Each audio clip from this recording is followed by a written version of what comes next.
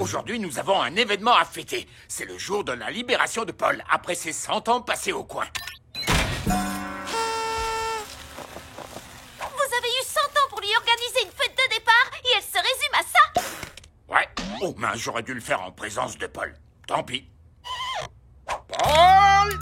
Aïe, mon lumbago! C'était ton dernier jour au coin. Tu es libre. Libre? Mais je vais aller où maintenant? C'est pas mon problème. Bon, c'est pas tout. Je t'accompagne à la sortie. Prends tes cadeaux d'adieu et bon vent. Ça ira, Paul, tu t'en sortiras. Ça m'étonnerait que les choses aient beaucoup changé en un siècle. Ah, robot! L'escalier se fait avaler par le sol! Hé, c'est quoi ces water qui prennent en photo? Tiens, ce ne sont pas des toilettes! Ce monde moderne est effrayant. Comment vais-je survivre tout seul? Où vais-je dormir? Qui donc me donnera du porridge à la petite cuillère entre deux siestes? Un siècle au coin? Il doit pas y en avoir beaucoup des cas comme Paul. Ah, ça c'est clair, c'est une légende vivante. Le seul enfant dans l'histoire de l'humanité à avoir écopé d'une peine de 100 ans pour ses bêtises. Eh ben alors, ça devait être la pire des petites terreurs de l'univers. Retire ce que t'as dit. Oh, quel honneur! Dis-moi, toi qui joues les caïds, c'est quoi le plus long moment que tu as passé au coin? Je crois que son record personnel, c'est 10 minutes. Minable. Eh oh, mais qu'est-ce qui vous prend à tous? La terreur, c'est moi. Je suis le prince des farces, le roi de la destruction, l'empereur du chaos. Désolé Hugo, mais ta pire bêtise, c'est du pipi de chat comparé à la farce suprême du vieux Paul. Attention à ce que vous dites. Et puis d'abord, qu'est-ce qu'il a fait de si extraordinaire, lui? Figure-toi que je l'ignore, et je crois que c'est mieux. Bien à l'abri dans mon bureau se trouve un registre dans lequel sont répertoriées toutes les punitions données dans cette école depuis qu'elle existe. Mais je n'ai pas lu la page de Paul. La légende raconte que tous les instits qui ont lu dans le détail le rapport sur sa farce du siècle ont chopé la tremblotine du cervelet et ont dû être envoyés sur une île lointaine. Il nous a retrouvés!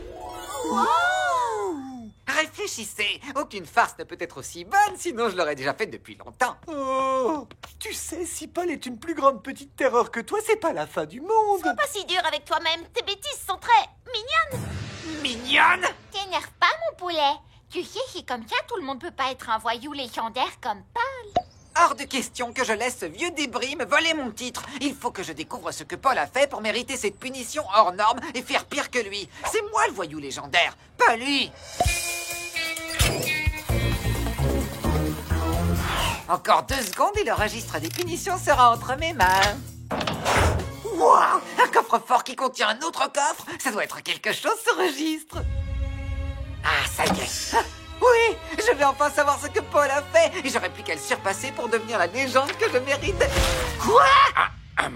Pour ce que tu viens de faire là, tu mérites la punition tout à fait ordinaire de 10 minutes au coin, mon grand. Minable. Ben, du coup, le seul moyen de savoir ce que Paul a fait pour recevoir la punition du siècle, c'est de lui demander en personne. Pour ça, faut déjà que je le trouve.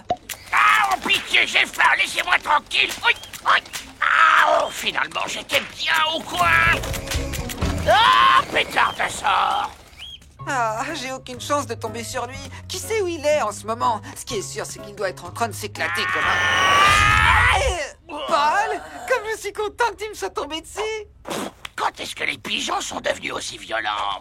Je sais pas quoi répondre, alors passons direct à la suite. Paraît que t'étais le pire garnement du siècle dernier et je suis moi-même ce qu'on pourrait appeler une petite terreur. Du coup, je me demandais si tu accepterais de partager ton secret avec moi. J'ai fait popo dans un photomaton aujourd'hui. Non, pas ça! Non, mon pote, je parlais de la bêtise que t'as faite pour écoper de 100 ans au coin. Pitié, je ferai tout ce que tu voudras si tu me le dis, tout ce que tu voudras. Grâce à ce gamin, je vais peut-être pouvoir retourner au coin. Eh bien, étant donné que je n'ai pas de descendance, je suis prêt à t'enseigner toutes les ficelles pour devenir un vrai trublion. C'est pas vraiment un cours d'initiation que je cherche. Je veux seulement savoir ce que t'as fait comme bêtise pour recevoir une punition aussi balèze. Je ne peux pas te révéler de but en blanc la plus grosse bêtise jamais commise à ce jour. Ton petit cerveau disjoncterait aussi sûrement que le paratonnerre attire la foudre. J'ai pas besoin non plus d'un cours de physique. Vas-y, dis-moi ce que t'as fait pour avoir cette punition. Hey, si t'es pas content, on va te faire cuire un œuf. Oh, d'accord. Bien, Mais comme je fais uniquement de la farce scolaire, il faut trouver le moyen de me faire revenir incognito à l'école. Ah, ok, je sais comment faire. D'abord, on passe à la friperie pour te trouver un déguisement crédible. Bon, allez, voyons ce que ça donne. Trop casse-cou. Oh, trop mignonne. Non, trop bébé cadonne. Ça, c'est parfait. Mon pote, tu passeras jamais pour un gamin juste parce que tu portes un chapeau avec une hélice. En plus, ça fait un siècle que ces trucs-là sont passés de mode. Ça marchera, je le sais. Et pour ta gouverne, la mode d'avant-hier est souvent celle de demain. À mesure qu'il remontait le fleuve à la recherche du colonel, Willard prenait conscience que ce n'était pas là une mission ordinaire. Hugo, où est-ce que... Et qui est cette personne? Un nouvel élève, il s'appelle Paul. Non, pas Paul, ni Polo. Napoléon, c'est ça son prénom, Napoléon. Tu me rappelles quelqu'un, Napoléon? Un vieux type. Ah, vous êtes sûr? Est-ce qu'un vieux type porterait un chapeau comme celui-ci? Non, c'est vrai. Bienvenue dans notre école, Napoléon. T'avais raison pour ton chapeau ridicule. C'est bon, maintenant, tu peux me la révéler, ta farce suprême? Eh oh, n'allons pas trop vite en besogne. Qui va piano va sano, il ne faut pas mettre la charrue avant les bœufs. Je pige rien, je suis né au 21e siècle, moi. Ce que je veux dire, c'est que pour accéder à la farce suprême, tu devras t'entraîner sur des farces de moindre importance. Voici le mauvais tour que tu vas jouer pour ton entrée en matière. Un classique que j'ai appelé le prout qui fait boum. Ha! Un jeu d'enfant. Je te conseille de prendre la cabine numéro 2. Ouh, c'est ma préférée, justement. Celui-ci demande de la dextérité. Je l'ai nommé porc épic en cascade. Est-ce que tu te sens à la hauteur? S'il te plaît, je suis pas un débutant.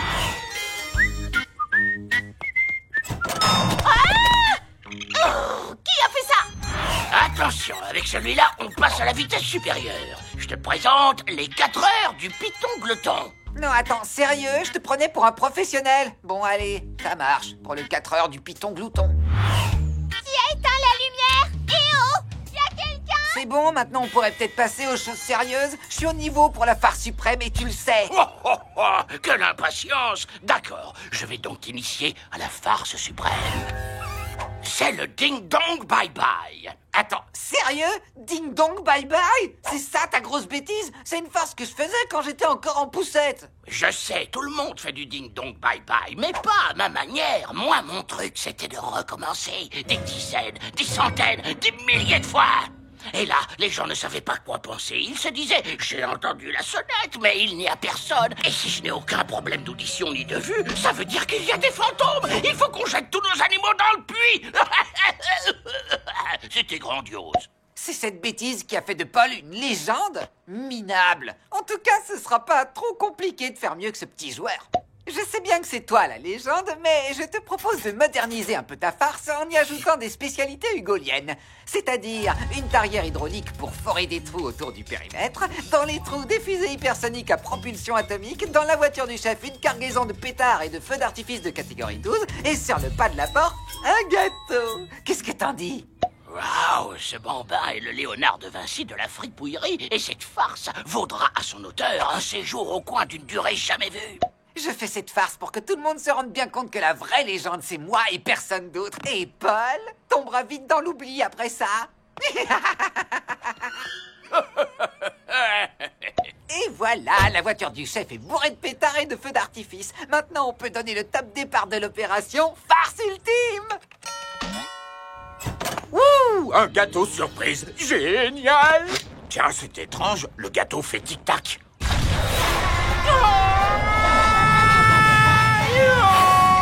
Oh, bonjour.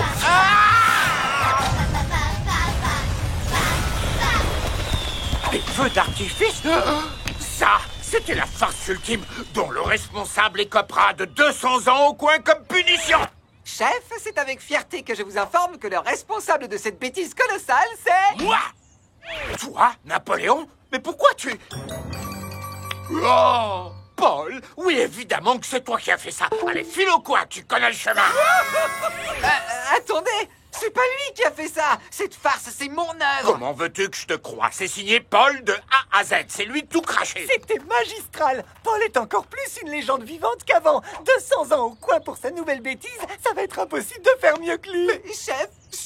Oh, ne sois pas triste, Hugo. Tu as été particulièrement sage aujourd'hui. C'est moi qui ai fait ça. C'est moi.